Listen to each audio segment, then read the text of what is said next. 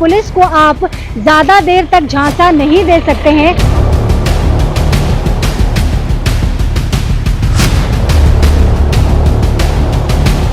नीमा लामा भी blue mountain hotel and resort में देह व्यवसाय कांड में शामिल था।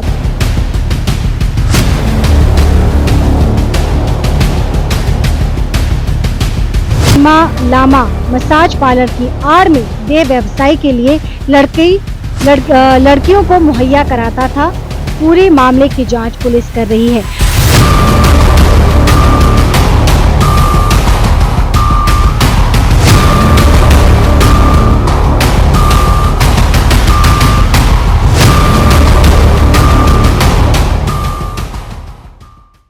नमस्कार, मेरा नाम अनु कृष्णा है और मैं अपने सहयोगी गौरव झा के साथ इस वक्त सालबाड़ी के ब्लू माउंटेन रिजॉर्ट के ठीक सामने मौजूद हूँ।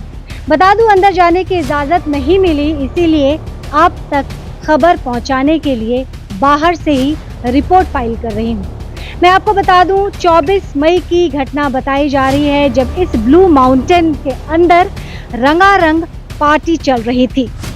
शबाब और शराब दोनों परोसा जा रहा था।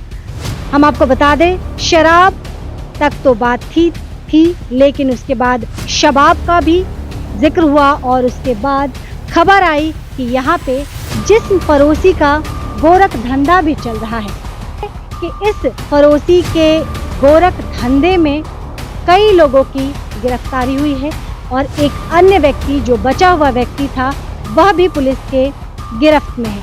मैं उसके तस्वीर भी आपको दिखाऊंगी, लेकिन इसके पहले मैं आपको बता दूं कि बिहार में शराब बंद है और कई दफ़े हमने देखा है कि बिहार के लोग यहाँ चलकर आते हैं शराब के लिए, लेकिन ऐसा नहीं है कि बिहार में पूरी तरह से शराब बंद है। लोग अपने लिए व्यवस्था कर ही लेते हैं, लेकिन ऐसे लोग अन्य राज्य से आके यहाँ पे हमारे शहर को मटमैला कर रहे हैं। मैं आपको कुछ नाम ऐसे बताने वाली हूँ जो जिस्म फरोशी के इस गोरख धंधे में शामिल थे और अब वो अपने दिन सलाखों के पीछे काट रहे हैं। विनीत गौतम, अभिषेक गौतम, इकबाल अहमद, हाशमी, ये वो नाम है जो 24 मई को जो ब्लू माउंटेन के अंदर पार्टी चल रही थी, उस पार्टी में ये जिस्म फरोशी के व्यापार में लिप्त पाए गए और एसओजी की टीम, प्रधान नगर की टीम ने इन्हें रंगे हाथ पकड़ लिया। इसमें एक और व्यक्ति की भी बहुत महत्वपूर्ण भूमिका बताई जा रही है जो सिलीगुड़ी शहर का ही है। यानी कि बाहर के लोग तो छोड़ दीजिए, जब अपने ही आस्तीन में सांप छुपा हो तो आप उसे क्या कहेंगे, क्योंकि राजू सरकार तो उनका काम था जो यहाँ पे ग्राहक आते हैं जिनके अंदर जिस्म की भूख होती है, उस भूख को मिटाने के लिए ये महिलाओं को उपलब्ध कराते हैं। इनका नाम राजू सरकार है और ये भी सलाखों के पीछे हैं। उसके बाद संदीप उर्फ सैंडी को भी इसमें शामिल किया गया था और मैंने वो भी बताया कि एसओजी ने 5वें आरोपी सैंडी को भी गिरफ्तार कर लिया था। सैंडी के बारे में भी मैंने आपको हिस्ट्री बताई थी कि सैंडी भी कोई दूध के धुले हुए नहीं है।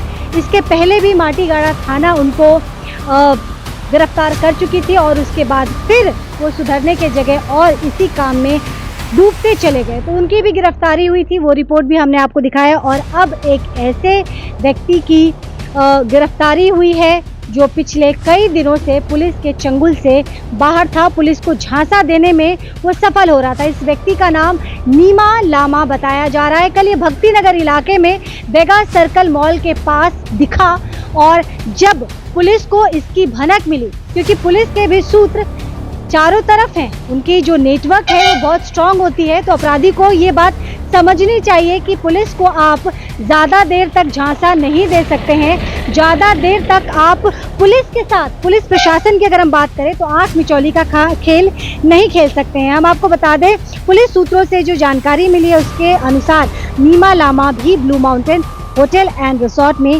देह व्यवसाय कांड में शामिल था। पुलिस सूत्रों के अनुसार यह नीमा पर्दे के पीछे रहकर देह व्यवसाय के लिए लड़कियां भेजता था। नीमा लामा मसाज पार्लर की आड़ में देह व्यवसाय के लिए लड़कियों को मुहैया कराता था। पूरे मामले की जांच पुलिस कर रही है। तो नीमा लामा जो अपने चेहरे को छुपाए फिर रहा है, न जाने इस कुकर्मी की वजह से कितनी लड़कियों को अपना मुंह छिपाना पड़ता होगा।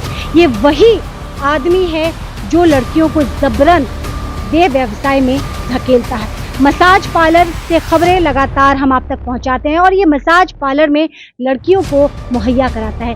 यानी कि पैसे कमाने के लिए आप इतना गिर जाएंगे। आज ये व्यक्ति अपने चेहरे को क्यों ढक रहा है, क्यों इसे ढकने की जरूरत पड़ रही है? क्योंकि इसे भी पता है कि ये जो कर रहा था वो गलत है और आज नहीं तो कल गलत ही होता है। आप उसको चाहे जितने चांदी के चादर से या सोने के चादर से ढकने की कोशिश कर लीजिए, लेकिन आप ज़्यादा दिनों तक गलती को छिपा नहीं सकते हैं।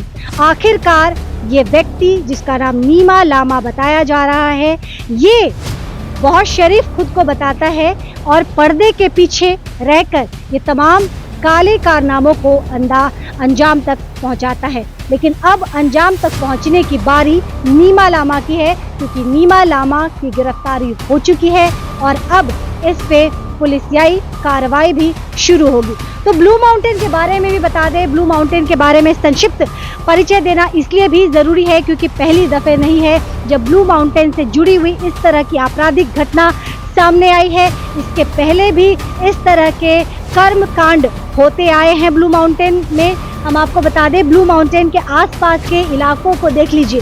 ये रेसिडेंशियल एरिया है, ये पीसफुल एरिया है, कई ब्यूरोक्रेट भी इस इलाके में रहते हैं और सबसे बड़ी बात मैं आपको बता दूं, यहाँ पे बच्चों का हॉस्टल भी है। यानी कि जहाँ से ये सिर्फ एक बाउंड्री वॉल की, यहाँ पे सिर्फ एक दीवार है, इस तरफ ब्लू माउंटेन की सीमा रेखा शुरू होती है और दीवार के उस तरफ ये हॉस्टल प्रीमाइसेस है। तो इस तरह के लोग बच्चों के लिए क्या बेंचमार्क साबित कर रहे हैं?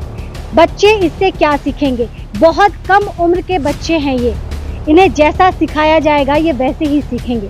तो ऐसे इससे अच्छा है कि इस तरह के होटल के आसपास ना होकर किसी मंदिर, मस्जिद, गिरजाघर या गुरुद्वारे के पास ही हॉस्टल बनाया जाए। कम से कम बच्चों के अंदर कुछ अच्छी शिक्षा तो जाएगी, संस्कृति से तो जुड़ाव रहेगा। अदरवाइज अगर हम बात करें तो इस तरह के जो कर्मकांड सामने आ रहे हैं आए दिन, और ये सिर्फ ब्लू माउंटेन की बात नहीं है, विभिन्न जगहों से इस तरह की खबरें आ रही हैं, तो इनसे परहेज करना चाहिए। दोबारा बता दूं कि गलत का अंजाम गलत ही होता है। आज नहीं तो कल आपको उसका भुगतान करना ही पड़ेगा। ये कलयुग है और एक हाथ से करो तो दूसरे हाथ से आपको मिल ही जाता है। ख्याल रखिएगा, जल्द आपसे दोबारा जुड़ूंगी। देखते रहिए सिलीगुड़ी एक्सप्रेस।